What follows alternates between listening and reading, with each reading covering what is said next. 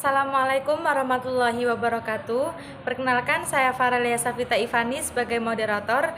Di sini saya akan memaparkan hasil diskusi kelompok 8 yang beranggotakan Salma Regita Maryam dengan NIM akhir 2006, Vicky Aftafasari dengan NIM akhir 2019, Nurun Alaya dengan NIM akhir 2033, Faralia Safita Ivani dengan NIM akhir 2036.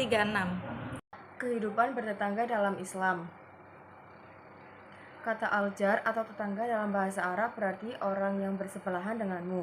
Hidup rukun dalam bertetangga adalah moral yang sangat ditekankan dalam Islam. Ada beberapa hal yang perlu diperhatikan dalam bertetangga, yakni jangan mengambil hak tetangga, jangan mengganggu tetangga, saling tolong-menolong, memberikan bantuan jika tetangga membutuhkan bantuan, dan membantu menjaga rumahnya ketika tetangga pergi. Jika kita memberikan perhatian dan menjalankan poin penting ini, niscaya akan tercipta kehidupan masyarakat yang tentram, aman, nyaman, dan sejahtera. Berikut adab bertetangga dalam Islam. 1. Memuliakan dan menghormati tetangga. Adab bertetangga lainnya, yakni menghormati dan memperlakukan tetangga dengan baik. Adab ini bisa dilakukan dengan bersikap dan berbicara dengan sopan, tidak merendahkan tetangga. Yang kedua, berbuat baik kepada tetangga. Berbuat baik kepada tetangga bisa dilakukan dengan berbagai hal, bahkan lewat hal sederhana seperti berbagi makanan. Yang ketiga yaitu tidak mengganggu tetangga. Masyarakat beradab dan sejahtera.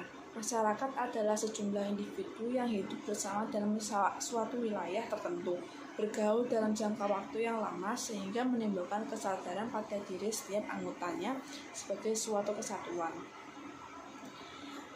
Asal-usul pembentukan masyarakat bermula dari fitrah.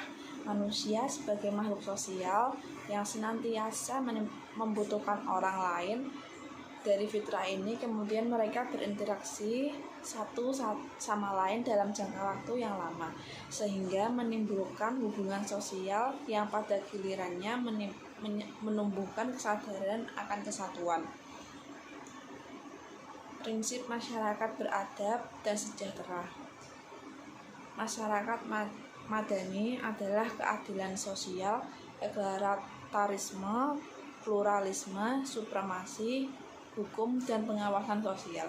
Keadilan sosial adalah tindakan adil terhadap setiap orang dan membebaskan segala penindasan. Egalitarisme adalah kesamaan tanpa diskriminasi baik etnis, agama, suku, dan mana. Pluralisme adalah sikap menghormati kemajemukan dengan menerimanya secara tulus sebagai sebuah anugerah dan kebijakan. Supremasi hukum adalah menempatkan hukum di atas segalanya dan menetapkan tanpa memandang atas dan bawah. Peran umat beragama dalam mewujudkan masyarakat beradab dan sejahtera.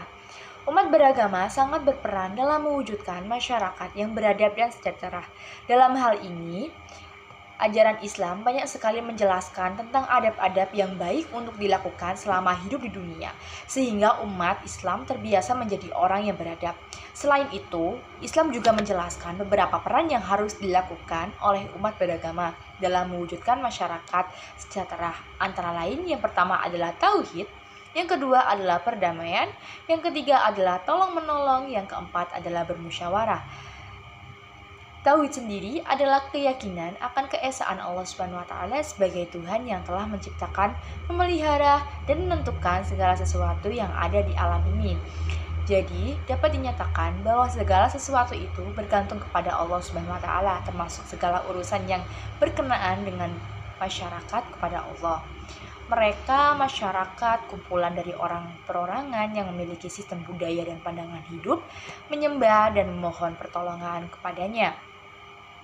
Perdamaian adalah konsep persahabatan dan keharmonisan sosial tanpa adanya permusuhan dan kekerasan.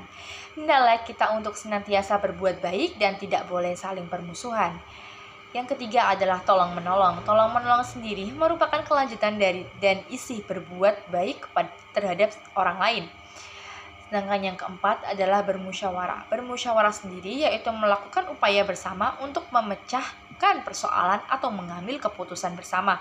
Tetapi biasanya di dalam bermusyawarah sering sekali muncul argumen-argumen yang berbeda dari masing-masing subkelompok atau warga.